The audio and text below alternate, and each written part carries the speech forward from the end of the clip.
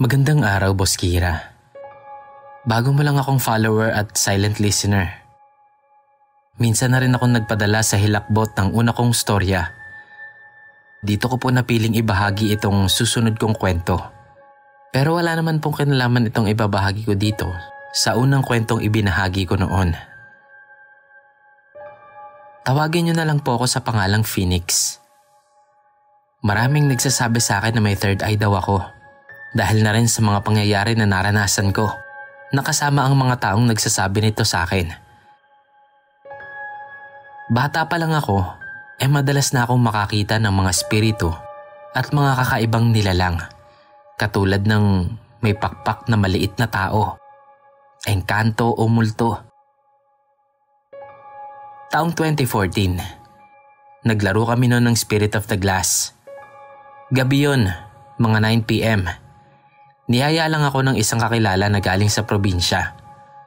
At dahil hindi ako naniniwala sa mga ganoong bagay noon, kahit pa nga nakakakita na ako, hindi ko pa rin ito inaangkin. Kaya naman nung araw na yon, ay sumali ako sa laro nila ng Spirit of the Glass. 5 kaming magkakasama noon. Dapat 4 ang player, so may sumama na isa pa. Nung una, natatawa ako kasi ang kokorni nila.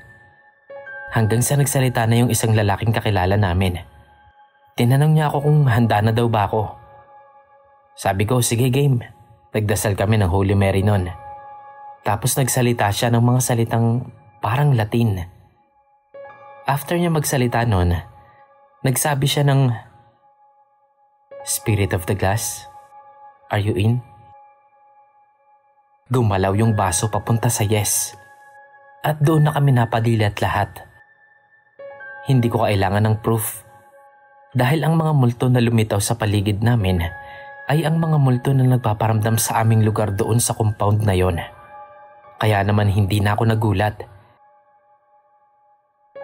Kahit hindi pa sila nagtanong, alam kong may mga multo na sa paligid. At may espiritu na yung baso. Dahil nakikita ko yung usok na nasa loob ng baso.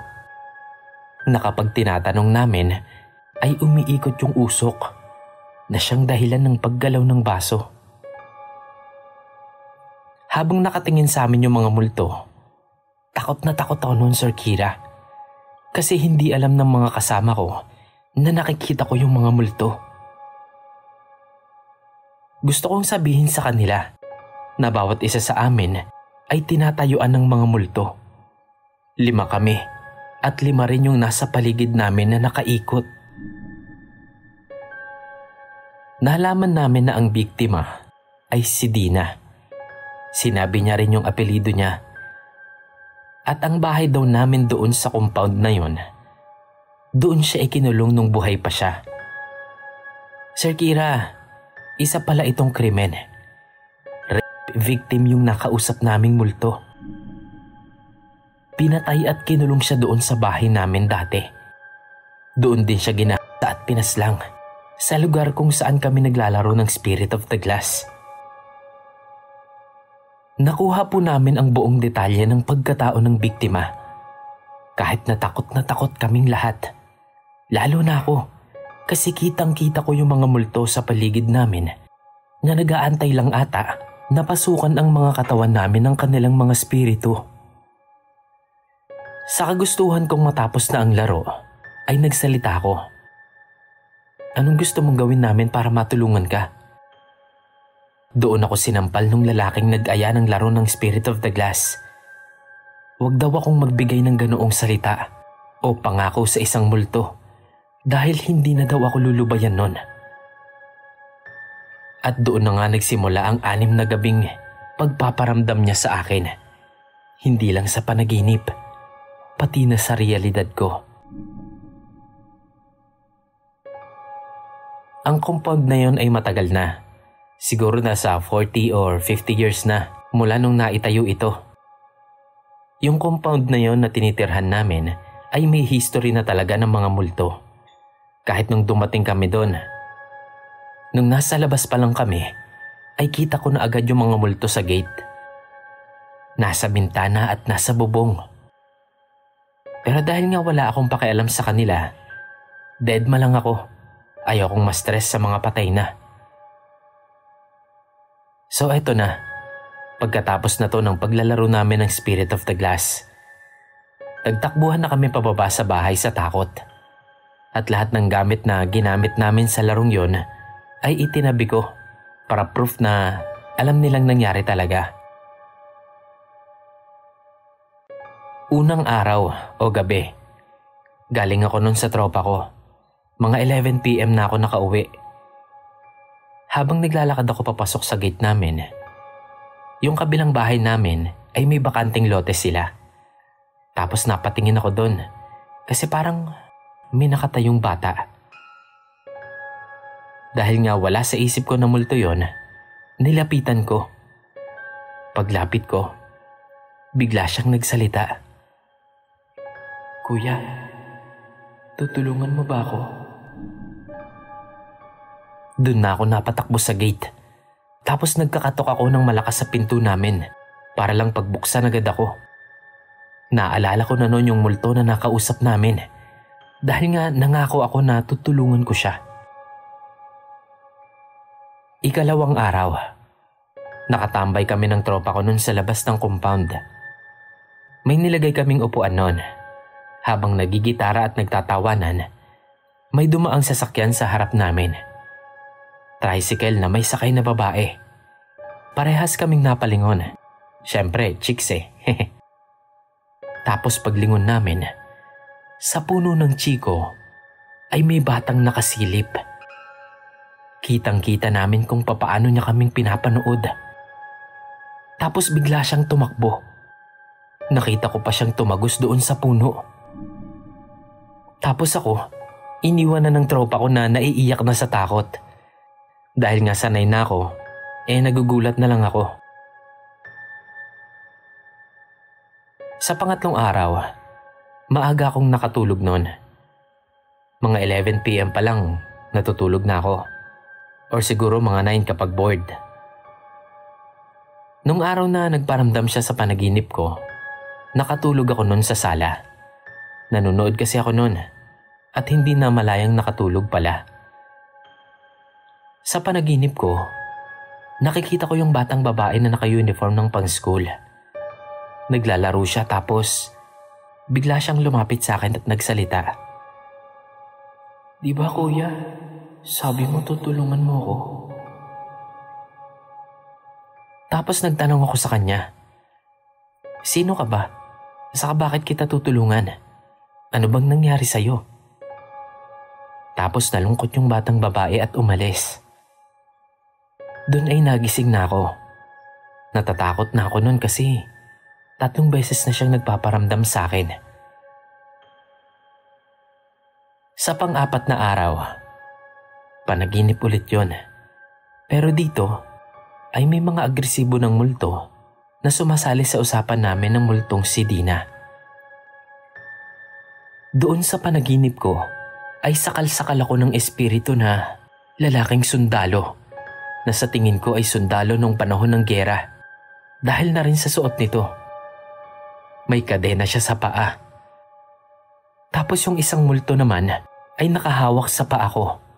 Isa yung babaeng nakapangkasal. Yung isa naman, matandang babae na nakapangsimba. Tapos may nakatabon sa kanya na kulay itim na belo. Tapos isang lalaki na walang ulo na nakahawak sa kamay ko. At isang babaeng naka-uniforme na pangtrabaho ang nakahawak sa isa ko pang kamay.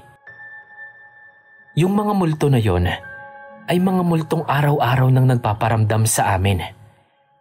Sila din yung mga multo na nasa paligid namin habang nilalaro namin yung Spirit of the Glass. Biglang nagsalita yung matandang babae. "Patayin na natin ito. Sinungaling naman ito eh. Dina, hindi ka naman tutulungan ito.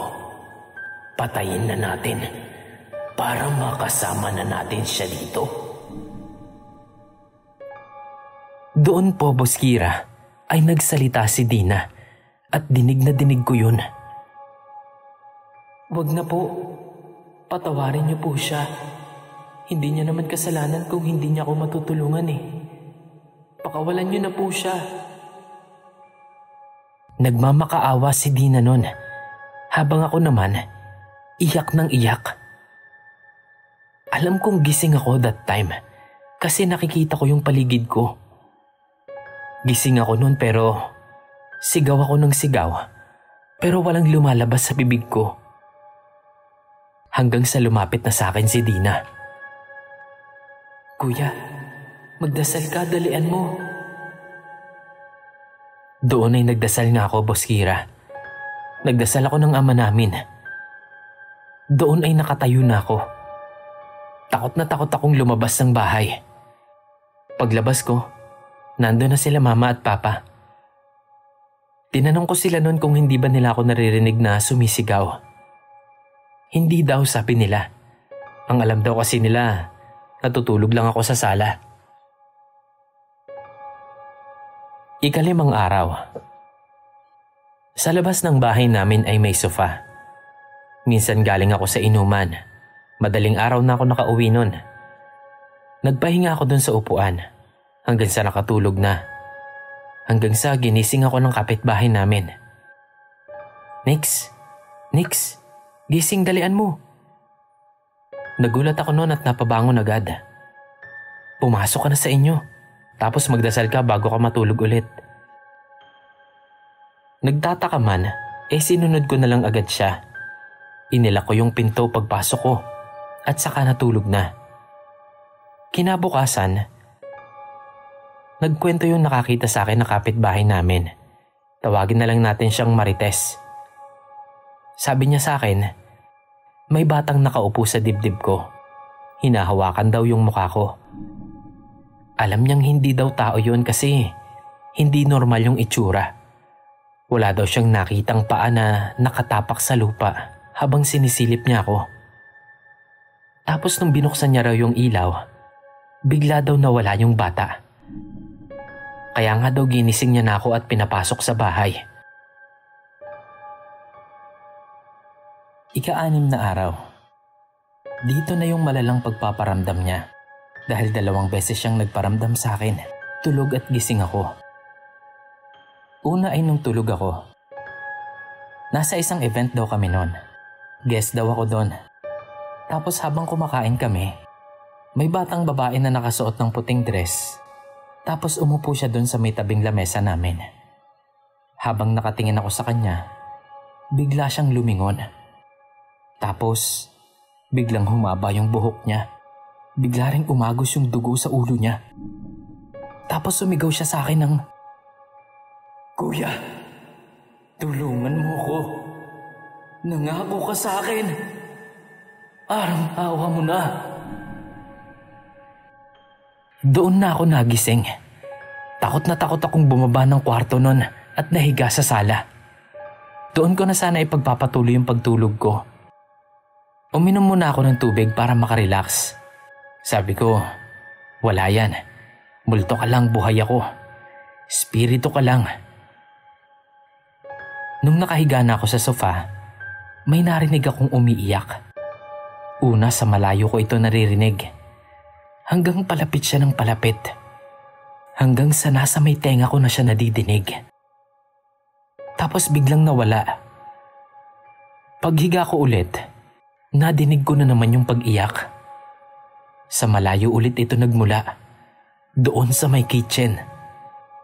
Palakas yun ng palakas. Tumayo ako para tignan yung kitchen. Pero wala naman akong nakita. Ang nakita ko lang doon ay yung notebook na ginamit namin nung naglaro kami ng Spirit of the Glass. Doon ay sumigaw na ako kay mama at papa. Sabi ko, tulungan nila ako kasi hindi ko na kaya. Mamamatay na ako sa ginagawa ng multong yun sa akin. Ayaw niya akong tigilan. Natatakot na akong matulog dahil sa kanya. Si papa ko, Boss Kira, ay Bisaya. Kwento niya pa sa akin, si lolo daw noon ay nakapatay ng aswang sa Leyte. Tapos ito pong si papa, meron po siyang mga letra na Latin sa mga gamit niya. Nakikita ko yun. Sabi niya, bawal daw yun basahin. Kaya naman hindi na rin ako nagtatanong sa kanya. Minsan pa, May isang papel siyang inilalagay sa tubig na merong mga nakasulat na Latin words. Tapos iinumin niya yun. So si Papa po ang tumulong sa akin. Nag-alay siya ng dasal at panalangin kay Dina doon sa lugar kung saan siya inilibing ng mga pumatay sa kanya. Nalaman din po namin yung storya niya, Boss Kira. Kinidnap po si Dina, nirape at pinatay. Doon po sa eksaktong lugar kung saan kami nakatira sa compound na yon. Doon siya ikinulong, kung saan siya pinatay at kinasa. At kung saan naman kami naglaro ng Spirit of the Glass, kung saan ko naman siya nakita at nakatingin sa amin at nagtago sa puno, ay sa labas ng gate namin, sa puno ng Chico. Sakop ng kapitbahay namin yon. Doon daw po siya inilibing. Nalaman namin ng lahat ng yon, Boss Kira, dahil na rin naikwento niya sa amin sa madaling salita. Sa compound lang namin nangyari ang lahat. At sa lugar lang din naman siya nag-aaral kasi nabanggit din niya yung school sa amin kung saan nga siya nag-aaral nung nabubuhay pa siya. Nung minsan nga daw, Boss Kira, patay na siya nito Nakita niya yung kuya niya habang nasa puno siya. Hinahanap daw siya nito. Sigaw daw siya ng sigaw. Pero hindi siya nadidinig ng kuya niya. Naiiyak ako noon habang nakikipag-usap ako sa kanya. Pinukpok daw siya ng bato sa ulo hanggang sa mamatay siya. Kaya pala, lagi siyang may dugo sa ulo. Para matapos na ang paghihirap ko, sinubukan ng pamilya namin na tapusin na ang problema na ginawa ko. Ang ginawa namin, kumuha kami nung, kung alam niyo yung directory books. Diba dati yung mga telephone line at yung mga number ng mga tao madaling makikita doon? Kasi alphabetical yung arrangement. Meron kasi kami noon dati. Astig, diba? Pero ngayon wala na kasi kasama siyang nasunog ng mga gamit namin nung naglaro kami ng Spirit of the Glass. Lahat-lahat yun sinunog para daw lubayan na ako ng multo. So eto na. Tinawagan nila mama ko ang 3 possible na Dina.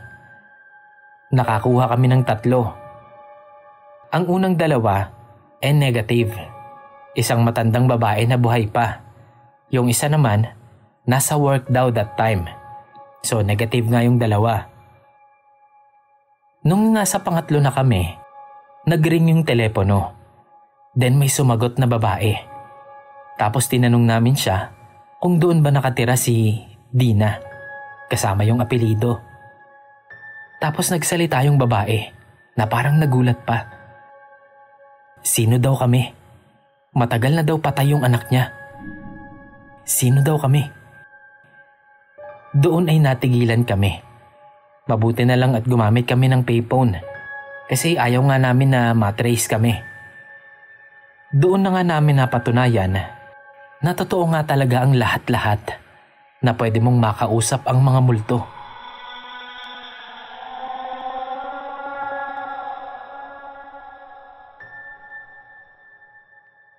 Pagkatapos noon, Boss Kira, wala nang pagpaparamdam. Hindi ko alam kung anong ginawa ni Papa. Basta 1 linggo din siyang nagdasal sa puno.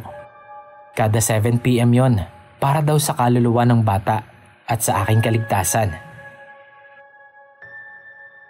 Hindi na namin pinaungkat pa yung pangyayari, Boss Kira. Hinayaan na lang namin na itago ito. Kasi nakakatakot na ma-involve sa krimen ng nakaraan.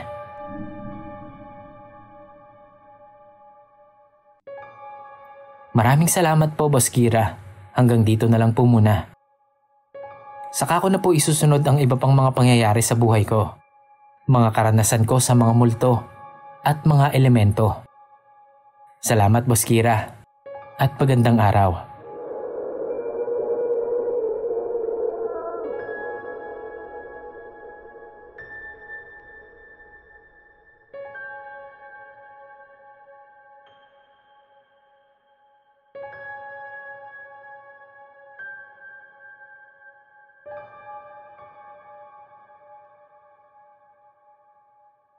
I'm from Taytay, Rizal.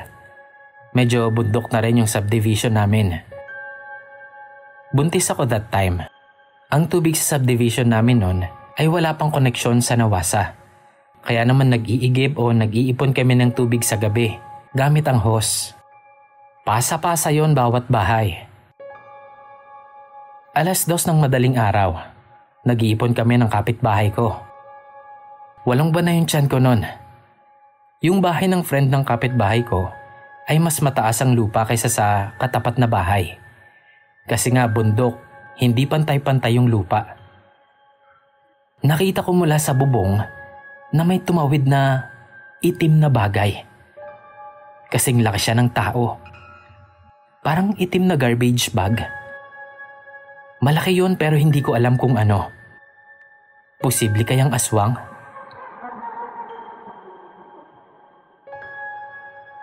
Kagaya rin ng ibang mga kwento tungkol sa aswang sa lugar namin, 12 midnight na yon. May mga binatang naglalaro ng basketball nun sa court nila. Doon lang sa tabi ng daan. May dumating na tricycle. Bumaba yung matandang babae na puti na lahat ng buhok. Parang may hinahanap. Siyempre magkakakilala naman kami sa subdivision namin. Kaya naman tinanong ng mga naglalaro ng basketball kung sinong hinahanap ng matanda. Pero tumakbo daw yung matanda sa bakanting lote sa tabi ng bahay namin. Tapos bigla raw nawala. So kumatok din sila sa bahay namin. Tinanong nila kung may matanda daw bang pumasok sa bahay. Kasi nga doon daw yung direksyon na pinuntahan. Sabi ko, wala siyang pupuntahan dyan kasi pader na yan. Tapos yung tinigilan daw ng tricycle na sinakyan ng matanda, doon daw yung babaeng buntis na natulog sa labas ng pinto nila. Naiinitan daw kasi. 30 years ago na po yan. Posible kayang aswang sila?